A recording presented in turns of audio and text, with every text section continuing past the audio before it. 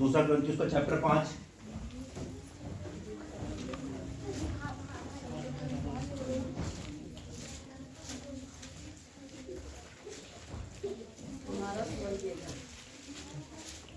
ठीक है, निकाल लिया सभी ने? ठीक है, चैप्टर 5 निकाल लिया ना? हाँ ठीक है, हम वहीं से पढ़ेंगे। अच्छा, मैं एक बात पूछना चाहता हूँ आप लोगों से। अभी शादियां बहुत हो रही है ना, शादियों का कार्ड किस किसी घर में आया? किस किसी घर में आया शादी का कार्ड? आया? चलो ठीक है, आप लोगों को मुबारक। तो अच्छी बात है, मैं भी चलूंगा आप लोगों के साथ। ठीक है, मुझे बता देना। ठीक है, तो हम वचन पढ़ेंगे इसका पहला। याद रखना, शादी का कार्ड मैं भी चलूंगा आपके साथ। ठीक है, चलो पहला वचन पढ़ेंगे जी।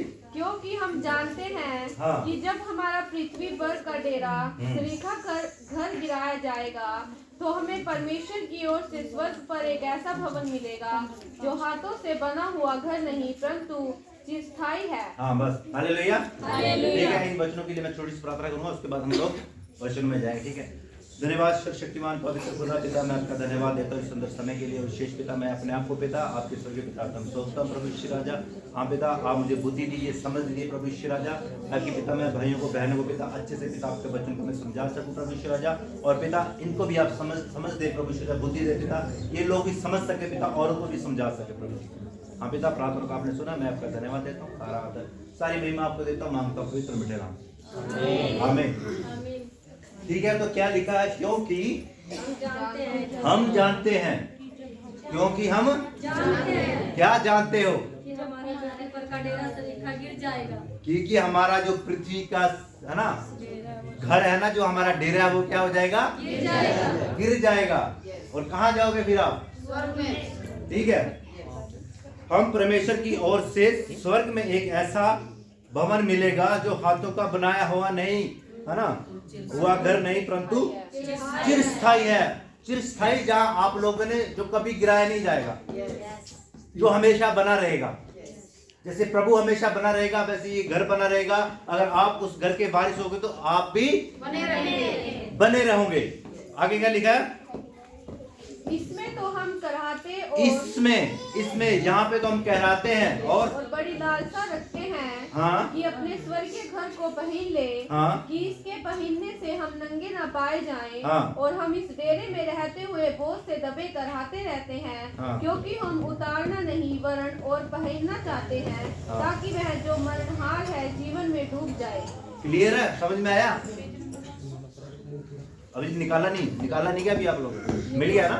हाँ देखो, मैं फिर पढ़ता हूँ। इसमें लिखा है, इसमें तो हम कहराते हैं, चाहे इस पृथ्वी पे लगा लो चाहे इस शरीर में लगा लो। समझ रहे हो आप? चाहे तो इस पृथ्वी पे लगा लो चाहे इस शरीर में लगा लो। कहते हैं कि हम कहराते हैं और बड़ी लालसा रखते हैं कि अपने स्वर्गीय घर को क्या कर ले? पहन ले। इससे पहनने से हम क्या ना पाए जाए?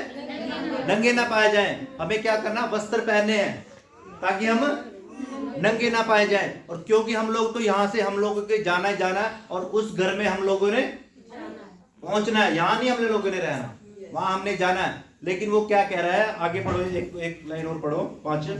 जिसने हमें इसी बात के लिए तैयार किया है वह परमेश्वर है, जिसने हमें बयाने में आत्मा भी दिया। 4 पढ़ो, 4 पढ़ो। और हम इस डेरे में रहते हुए बोझ से दबे कराते रहते हैं, क्योंकि हम उतारना नहीं वरण और पहनना चाहते हैं। हाँ, कह रहा है कि हम इस पृथ्वी के डेरे पे हम क्या करते हैं?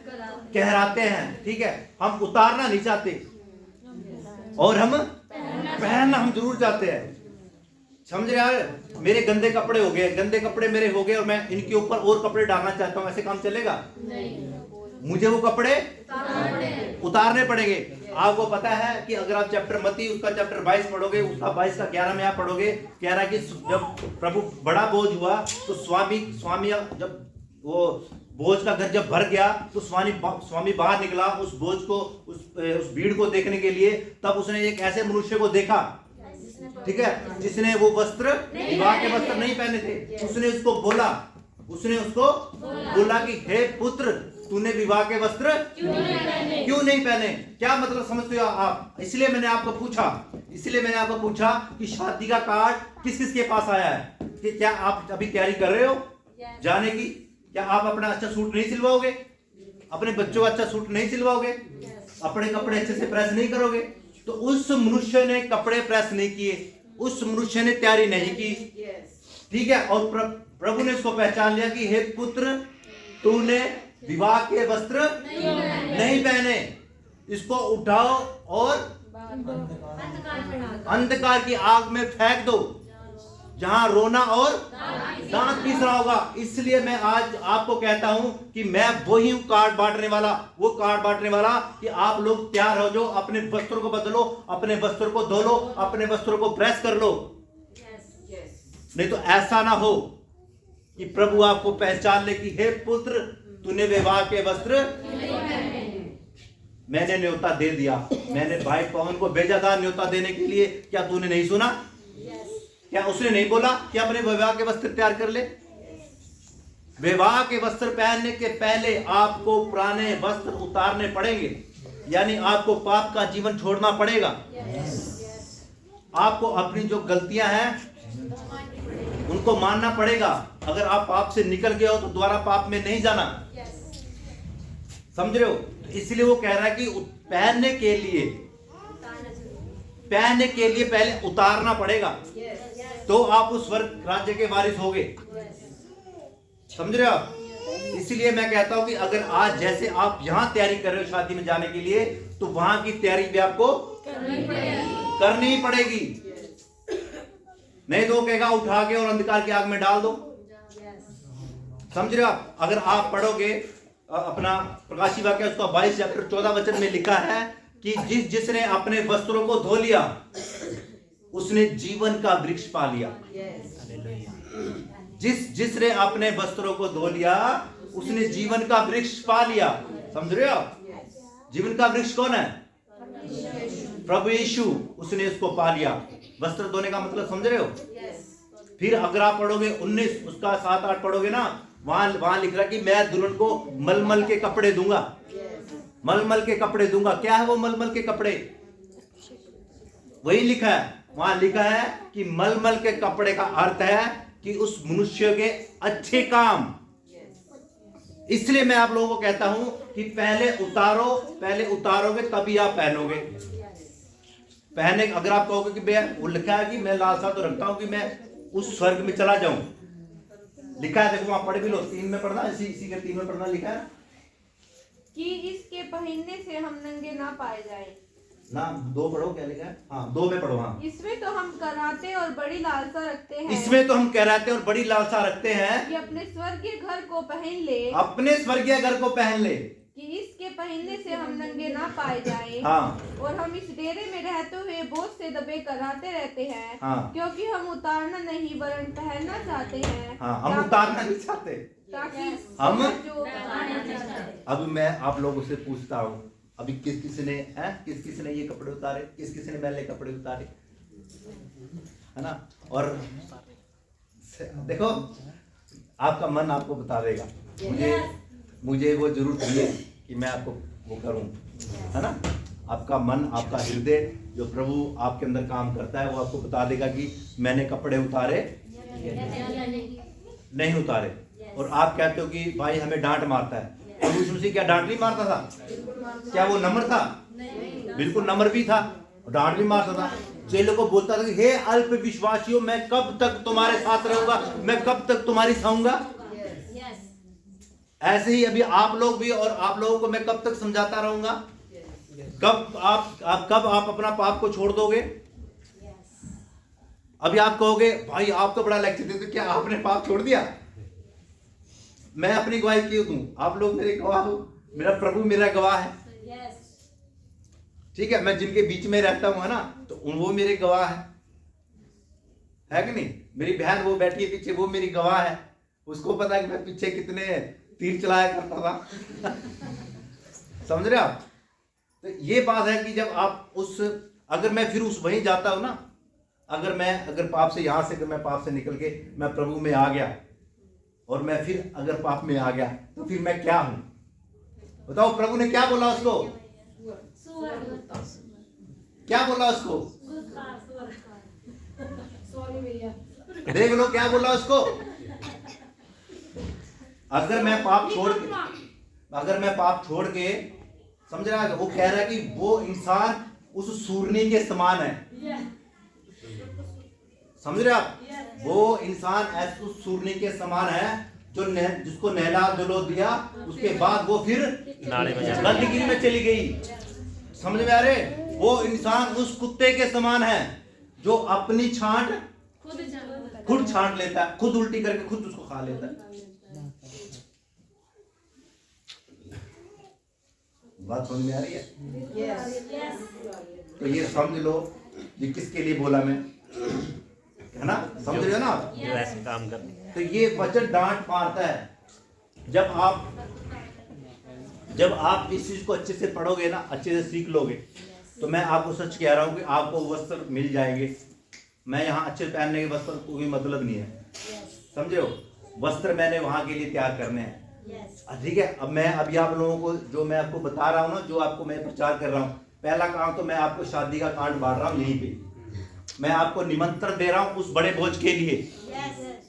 समझ रहे हो कि आप लोग तैयार हो जाओ। जिस तरह यूहन्ना बपतिस्मा देने वाले ने कहा कि मैं एक शब्द हूं, मैं एक शब्द हूं कि अपना मन फिराओ क्योंकि स्वर्ग का राज्य निकट है, ऐसे ही मैं आज आपको बता रहा हूं, आपको निमंत्रण कर रहा हूं कि वो बड़ा भोज तैयार है, उसके लिए तैयार हो जाओ। अपने कपड़े अपने आप को प्रेस कर ले, अपने बच्चों के कपड़े प्रेस कर लो, तैयार हो जाओ, नहा धो लो और मलमल का वस्त्र पहनो, उस प्रभु भोज में बड़े भोज में शामिल हो जाओ। इसलिए प्रभु ने कहा कि अभी तो मैं आ गया हूं, अभी तो मैं आ गया हूं, अभी तुम्हारे पास कोई बहाना नहीं कि तुम नहीं कह सकते कि मुझे निमंत्रण नहीं मिला। आप सबको निमंत्रण मैंने कर दिया। कल अगर प्रभु ने पूछा तो आप, ठीक है, आप वहां चुप नहीं रहना। अगर आपने तैयारी की होगी तो आप वहां बोलोगे। अगर आप जैसे उसने पूछा उसको कि हे पुत्र तूने वस्त्र क्यों नहीं पहने, लिखा है कि वो चुप हो गया क्योंकि वो पापी है ना भाई। उसके पास कोई भी आंसर नहीं था।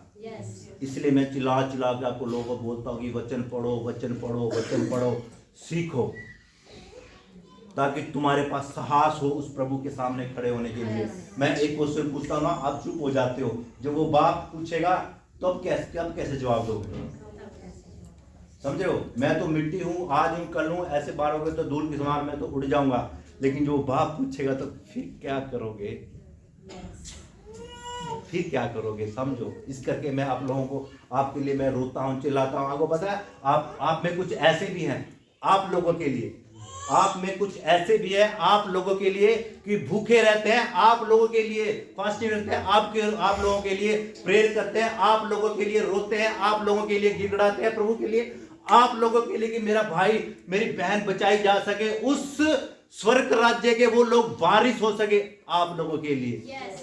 समझ रहे आप? लेकिन हम लोग इतने ढीठ हैं, ठीक है? मैं नहीं कह रहा किसी को, जो है उसको पता लग रहा है कि भाई मुझे कह रहा है कि वज्र दो धारी तलवार है, वो अंदर आर पार छेदता है। तो मैं आप लोगों को नहीं कह रहा कि भैया हमको ढीठ कह रहा है, ना। आपका हृदय आपको बोल रहा है कि मैं ठीक हूं। जो ढीठ नहीं है ना, उसको पता कि मैं तो हुई नहीं। समझ रहे आप? तो हम लोग इतने ढीठ है भाई, हम नहीं सुधरेंगे। समझ रहे आप? तो मेरा कहने का मतलब ये है कि यहाँ देखो, यहाँ हमारा कुछ नहीं है, यहाँ हमारा कुछ भी नहीं है। अगर मैं कहूँ ना मेरी बेटी मेरी है, वो मेरी बेटी तब तक है जब तक मैं हूं। जब मैं नहीं हूं तो मैं कैसे कहूंगा वो मेरी बेटी है? समझ रहे आप? और यहां लिखा है ना, मैंने आपको पहला वचन क्या लिखा कि यहाँ का जो मेरा डेरा है वो उठाया ही गिराया ही जाएगा। समझ रहे आप? इसलिए मैं आप लोगों को आज इस चीज को मैं आपको बताना चाहता हूं कि आप अपने आप को तैयार करें, ताकि हम लोग स्वर्ग राज्य के वारिस हों, वहां के अधिकारी हों, हम उस बोझ में शामिल हो जाए। अपने वस्त्रों को तैयार कर लो, अपने आप को धो लो, है ना, ताकि हमें मलमल के कपड़े मिल सकें। ठीक है? क्लियर है? तो ये थोड़े से वचनों के लिए प्रभु आप लोगों को बहुत आशीष दे। ठीक है? तो सभी को जय मसीह की।